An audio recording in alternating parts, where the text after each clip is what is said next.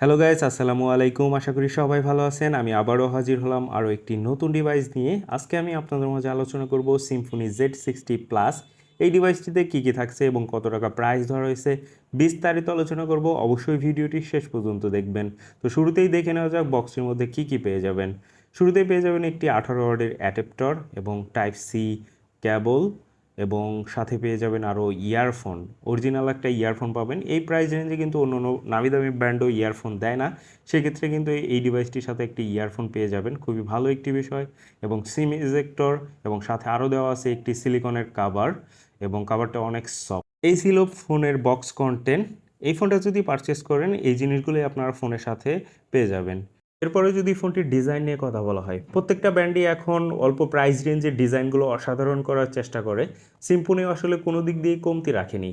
এই ফোনটির ডিজাইন করা হয়েছে 2.5D ফ্ল্যাট ফ্রেমের, দেখতে অসাধারণ লাগতেছিল। এর আগে যারা সিম্ফনি Z60 ব্যবহার করছেন সিমিলার ডিজাইন হলেও 60 প্লাসটা কিন্তু হচ্ছে গ্লাস বোর্ডের মতো দেখতে, যদিও প্লাস্টিক ফ্রেম এবং ব্যাক সাইডটা প্লাস্টিকেরই ব্যবহার করা হয়েছে, তারপরেও দেখতে গ্লাসের মতো লাগতেছিল এবং অসাধারণ আউটলুকিংয়ের একটি ডিভাইস সিম্ফনি Z60 প্লাস। এই ফোনটিতে ডিসপ্লে হিসেবে পেয়ে যাবেন 6.6 ইঞ্চির বিশাল বড় একটি আইপিএস এলসিডি প্যানেলের ডিসপ্লে। ফোনটির ডিসপ্লে আইপিএস হলেও কালার গ্রেডিয়েশন এবং কালার কন্ট্রাস্ট সব কিছুই আমার কাছে ভালোই লাগতেছিল এবং কোনো দিক থেকেই নেগেটিভিটি পাচ্ছিলাম না।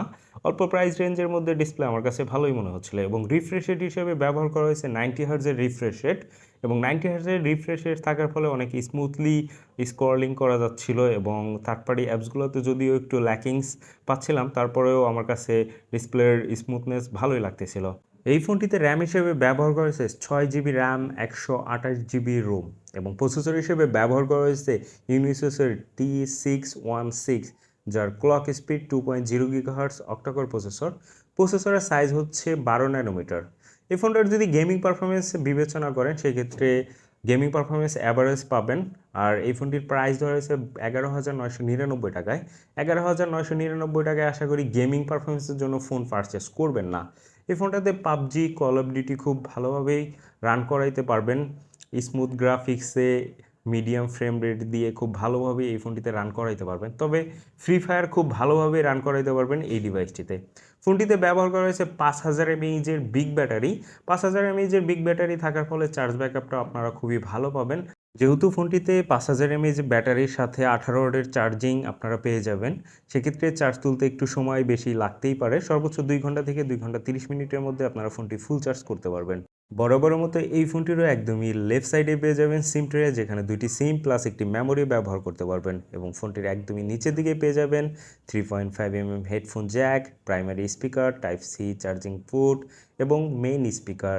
ফোনটির রাইট সাইডে ব্যবহার করেছে ভলিউম আপ ডাউন কি এবং পাওয়ার কি, এবং পাওয়ার কিতে ব্যবহার করেছে ফিঙ্গারপ্রিন্ট সেন্সর। ফিঙ্গারপ্রিন্ট সেন্সর দিয়ে খুব দ্রুত গতিতেই ফোনটি আনলকিং করতে পারবেন। এই ফোনটিতে ফ্রন্ট ক্যামেরা হিসেবে ব্যবহার করেছে 8 মেগাপিক্সেল, যার অ্যাপাচার 2, এবং রিয়ারের দুইটি ক্যামেরা ব্যবহার করেছে। একটি হচ্ছে 50 মেগাপিক্সেল, যার অ্যাপাচার 1.8, আর একটি হচ্ছে 2 মেগাপিক্সেল, যার অ্যাপাচার 2.4। একটি হচ্ছে মেন ক্যামেরা, আরেকটি হচ্ছে ডেপথ সেন্সরের জন্য ব্যবহার করা হয়েছে, এবং দুইটি ক্যামেরা থাকার ফলে অনেক সুন্দর সুন্দর ছবি আপনারা ক্যাপচার করতে পারবেন। ছবিগুলোর ফেস ডিটেকশন, কালার কন্ট্রাস্ট এবং পোর্ট্রেট মোডের বুকে ইফেক্ট আমার কাছে অ্যাকুরেটই মনে হচ্ছিল। তবে ডে লাইটে অনেক সুন্দর সুন্দর ছবি আপনারা ক্যাপচার করতে পারবেন। লো লাইটে ছবি তুলতে একটু নয়েজ থাকবে, এবং ফ্রন্ট ক্যামেরাতে ব্যবহার করেছে 8 মেগাপিক্সেল, এবং পোর্ট্রেট মোডের বুকে ইফেক্টটাও আমার কাছে অ্যাকুরেটই মনে হচ্ছিল। এই ফোনটিতে ভিডিওগ্রাফি করতে পারবেন 1080p 30 fps-এ। যদিও ইআইএস নাই, আপনি রানিং অবস্থায় ভিডিও করতে গেলে একটু শেকিং ভাব থাকবে। সেক্ষেত্রে স্টেবল রেখে যদি ভিডিও করেন অনেক সুন্দর ভিডিওগ্রাফি করতে পারবেন ফুল এইচডিতে।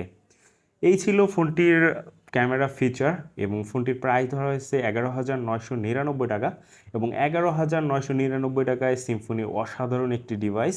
আপনারা যারা অল্প বাজেট রেঞ্জে বেস্ট একটি ডিভাইস কিনতে চান আমি মনে করি তাদের জন্য বেস্ট একটি ডিভাইস। কারণ 6 GB র্যাম, 128 GB রোম, এবং 5000 mAh ব্যাটারি, এবং ফ্ল্যাগশিপ লেভেলের একটি ডিজাইন, ওভারঅল বলতে গেলে অসাধারণ একটি প্যাকেজ আপনারা পাইতেছেন সিম্ফনির Z60 প্লাসে।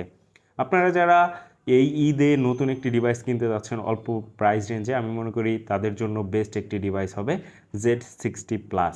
এই ফোনটির যদি ব্যাড সাইড এবং গুড সাইড নিয়ে আলোচনা করি, আমার কাছে ব্যাড সাইড একদমই চোখে না পড়ার মতোই, কারণ গুড সাইডই অনেক। কারণ 11,999 টাকায় 6 GB 128 GB র্যাম পাচ্ছেন এবং 5000 mAh ব্যাটারি, ফ্ল্যাগশিপ লেভেলের একটি ডিজাইনের ডিভাইস। ওভারঅল বলতে গেলে অসাধারণ একটি প্যাকেজ সিম্ফনি Z60 প্লাস। আপনারা যারা 12,000 টাকার মধ্যে এই ঈদে নতুন একটি ডিভাইস কিনতে যাচ্ছেন, আমি মনে করি তাদের জন্য বেস্ট একটি ডিভাইস।